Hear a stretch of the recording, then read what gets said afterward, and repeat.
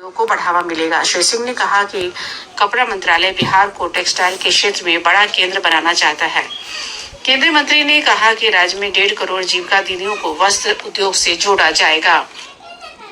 Garment के sector में 70% महिला काम करती है और बिहार में आजीविका में जिसे दीदी लोग प्यार से कहते हैं, वो दीदी 1.5 करोड़ बिहार में है और 1.5 करोड़ दीदी इसका ग्रोथ इंजन बनेगी और उसे जब जिलों के अंदर रोजगार मिलेंगे तो एक नई जागरण शुरू होगा और जब 1.5 करोड़ की ताकत बढ़ेगी तो स्वाभाविक है कि बिहार के जीडीपी में एक उछाल आएगा।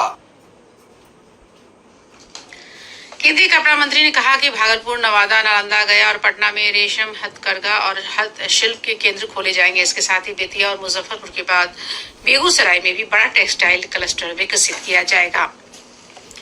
राज्य सरकार ने पंचायत स्तर पर विकास कार्यों में हो रहे भ्रष्टाचार को रोकने के लिए मुखिया और पंचायत सचिवों के अधिकारों में कटौती कर दी है। मुख्यमंत्री नीतीश कुमार की अध्यक्षता में आज मंत्रिमंडल की बैठक में इस आशय के प्रस्ताव को मंजूरी दी गई। अब पंचायतों में 15 लाख रुपए से अधिक राशि वाले कार्य के लिए भी टेंडर निकाला जाएगा। कैबिनेट विभाग के अपर मुख्य सचिव एस सिद्धार्थ ने बताया कि इस नियमावली से मुखिया और पंचायत सचिवों की मनमानी पर रोक लगेगी। पंचायती राज विभाग ने एक पंचायत निर्माण कार्य मैनुअल की पंचायत में मुखिया और उसके पंचायत सचिव आज के दिन में कोई विशेष गाइडलाइन नहीं और स्थानीय स्तर पर भी मतलब कंप्लेंट्स प्राप्त होती थी। अब यह है कि 15 लाख के अंतर्गत जो राशि है एस्टिमेट्स होंगे उसका कार्यान्वयन कैसा होगा, उसमें जो स्थानीय अभिकर्ता है उनका पैनल बनेगा, उनके बीच में बिड होगा और उसके बाद उनका अवार्ड होगा और 15 लाख से ऊपर जो है जो बिड होंगे उसका रेगुलर बिड होगा। 15 लाख के नीचे भी जो राशि है उसमें सुरक्षा सिक्योरिटी डिपॉजिट क्या होगी, ईएमडी क्या होगी, ऑनलाइन पेमेंट की क्या व्यवस्था होगी। कैबिनेट ने भागलपुर में विक्रमशिला केंद्रीय विश्वविद्यालय के निर्माण के लिए लगभग 88 करोड़ रुपए की मंजूरी प्रदान की है। वहीं बिहार फिल्म प्रोत्साहन नीति 2024 सहित बैठक में कुल 27 प्रस्ताव को मंजूरी प्रदान की गई। सर्वोच्च न्यायालय ने राष्ट्रीय परीक्षा एजेंसी से नीट यूजी 2024 के सभी परीक्षार्थियों के परीक्षा परिणाम कल दोपहर 12 बजे तक वेबसाइट पर डालने को कहा है। न्यायालय ने उम्मीदवारों के नाम उजागर किए बिना शहर और केंद्रवार परिणाम प्रकाशित करने का निर्देश दिया है। इस बीच केंद्रीय अन्वेषण ब्यूरो सीबीआई ने नीट यूजी पेपर लीक मामले में एक छात्रा को गिरफ्तार किया है। Ranchi institute of medical sciences की 2023 बैच की एमबीबीएस छात्रा सुरभि कुमारी को गहन पूछताछ के बाद गिरफ्तार कर लिया गया। झारखंड के रामगढ़ जिले की मूल निवासी सुरभि कुमारी ने कथित तौर पर पेपर लीक मामले के दोषियों के लिए नीट परीक्षा के प्रश्न पत्र हल किए थे। नीट यूजी प्रवेश परीक्षा पेपर लीक मामले में अखिल भारतीय आयुर्विज्ञान संस्थान पटना से गिरफ्तार 4 छात्रों को निलंबित किया जाएगा। एम्स पटना के कार्यकारी निदेशक डॉक्टर जी.के. पाल ने कहा कि एमबीबीएस पाठ्यक्रम के दूसरे और तीसरे वर्ष के छात्रों को पेपर लीक में उनकी सहभागिता के आरोप में निलंबन की कार्रवाई की जाएगी।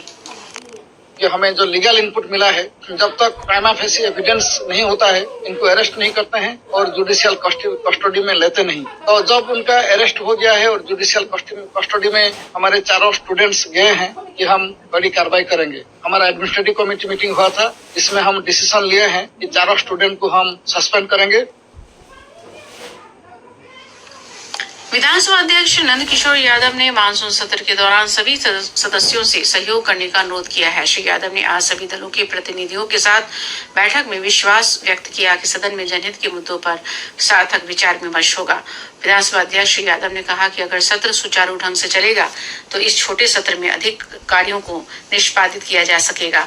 गौरतलब है कि सोमवार 22 जुलाई से विधानसभा का मानसून सत्र शुरू हो रहा है।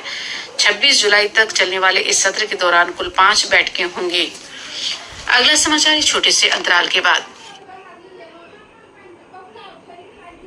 में लोग बढ़ते हैं तो घर बदलता है, उसका दायरा बढ़ता है। रोजी रोटी के चक्कर में जगह बदलती है। जिंदगी है, यहाँ समय के हिसाब से सब कुछ बदलता है। इसलिए बदलते हुए भारत ने बदला है अपना कानून।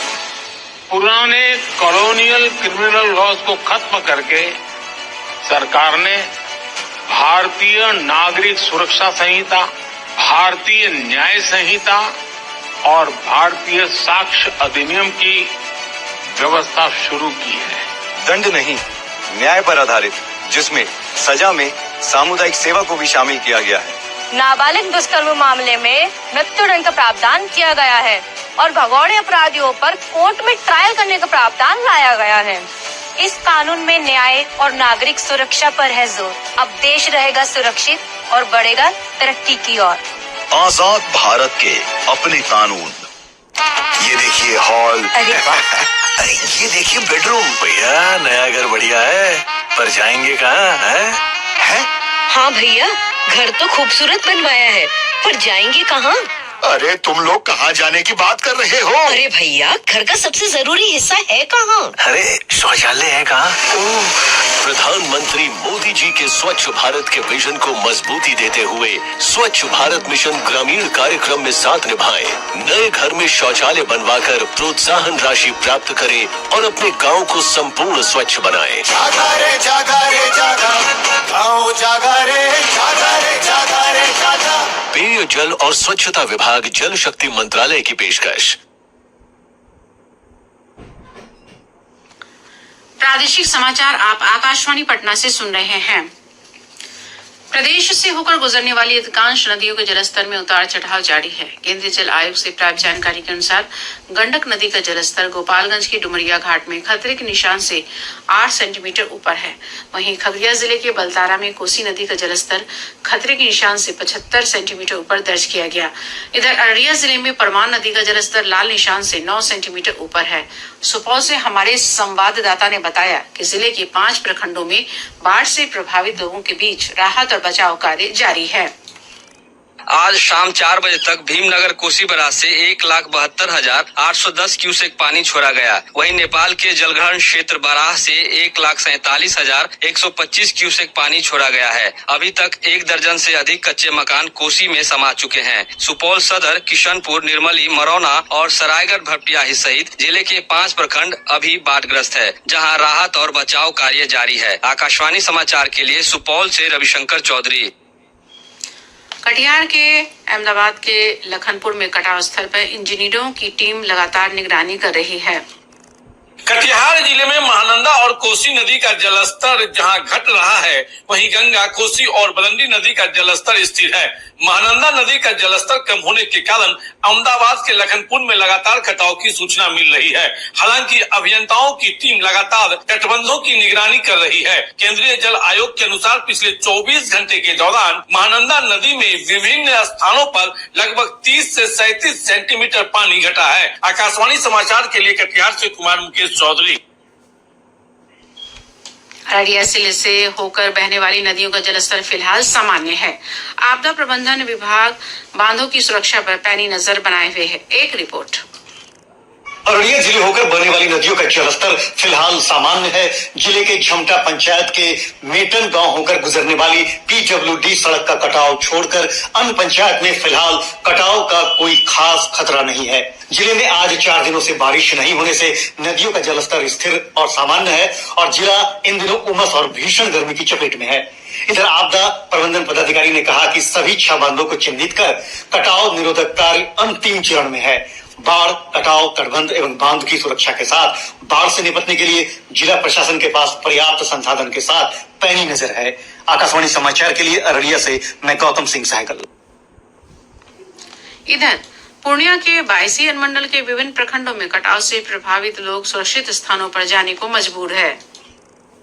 पूर्णिया के 22 अनुमंडल के 22, बैसा और अमर प्रखंड में महानंदा, कनकई, बकरा और परमान नदी के कटाव से लोग परेशान हैं। बैसा प्रखंड के हिजली, सिरसी, मठुआ सहित कई पंचायत के टोलों में महानंदा नदी का कटाव काफी तेज है। वहीं कनकई नदी के किनारे पर भी कटाव से लोग अपने घरों को छोड़ सुरक्षित स्थानों पर जाने को विवश हैं। स्थानीय विधायक अख्तरुल इमाम ने राज्य सरकार से बाढ़ पीड़ितों की तत्काल मदद की मांग की है। आकाशवाणी समाचार के लिए पूर्णिया से होमी चंदन। प्रदेश में दक्षिण पश्चिम मानसून के कमजोर पड़ने से वायुमंडल में आर्द्रता की मात्रा बढ़ गई है। इसके कारण लोगों को उमस भरी गर्मी का सामना करना पड़ रहा है। मौसम विभाग से प्राप्त जानकारी के अनुसार पिछले 24 घंटों के दौरान गोपालगंज में सर्वाधिक तापमान 40 डिग्री सेल्सियस रिकॉर्ड किया गया। विभाग ने कहा कि अगले 48 घंटों के दौरान राज्य के अधिकतम तापमान में किसी विशेष परिवर्तन की संभावना नहीं है। वहीं प्रदेश में 23 जुलाई से एक बार फिर मानसून के सक्रिय होने की संभावना व्यक्त की गई है। विभाग ने 23 और 24 जुलाई को सिवान, गोपालगंज, सीतामढ़ी, दरभंगा, पूर्वी और पश्चिम चंपारण जिले के अनेक स्थानों पर बारिश का पूर्वानुमान जताया है। बिहार राज्य आपदा प्रबंधन प्राधिकरण की ओर से आज पटना में मीडिया कार्यशाला का आयोजन किया गया। इस अवसर पर प्राधिकरण के उपाध्यक्ष डॉक्टर उदयकांत मिश्र ने कहा कि आपदा की स्थिति से निपटने में जागरूकता महत्वपूर्ण है। उन्होंने कहा कि लोगों को जागरूक कर हम आपदा से होने वाले नुकसान को कम कर सकते हैं। युवा कार्य और खेल मंत्री डॉक्टर मनसुख मांडविया ने आज नई दिल्ली में खेलो इंडिया उभरती प्रतिभा की पहचान कीर्ति पहल के दूसरे चरण का उद्घाटन किया। इसका उद्देश्य एक मंच पर जमीनी स्तर की प्रतिभा पहचान की प्रक्रिया को सरल बनाना है। इस अवसर पर श्री मांडविया ने कहा कि कीर्ति परियोजना का उद्देश्य पूरे देश में खेल प्रतिभा को तलाशना है। स्पोर्ट्स में रही टैलेंट उसको आइडेंटिफाई करना, ऑल टाइप ऑफ व्यवस्था देके उसकी स्किल को डेवलप करने की अपॉर्चुनिटी के साथ कंपटीशन में वो पार्टिसिपेट करे और स्वयं भी आगे बढ़े और देश का नाम रोशन करे। ये लक्ष्य को अचीव करने के लिए कीर्ति प्रोजेक्ट के अंतर्गत टैलेंट आइडेंटिफिकेशन का कार्य चल रहा है। फेज 2 है। प्रधानमंत्री जी ने पहले 100 दिन के कार्यक्रम में तय करा है कि हमें 1 लाख स्पोर्ट्स में टैलेंट को आइडेंटिफाई करना है और उसको अपॉर्चुनिटी देना है।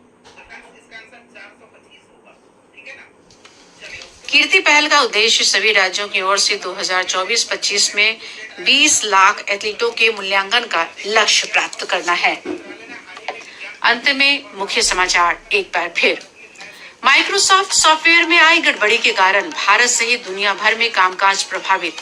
बैंकिंग सेवाओं और अंतर्राष्ट्रीय एयरलाइंस के अलावा बड़े उद्योगों के कारोबार पर भी पड़ा असर।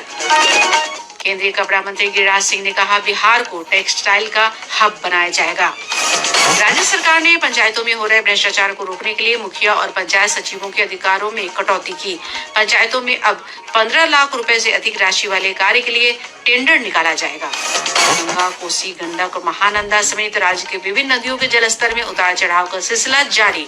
पूर्णिया, कटिहार, सुपौल और अररिया में कटाव से लोग प्रभावित। इसके साथ ही आकाशवाणी पटना से प्रसारित प्रादेशिक समाचार का ये अंक समाप्त हुआ।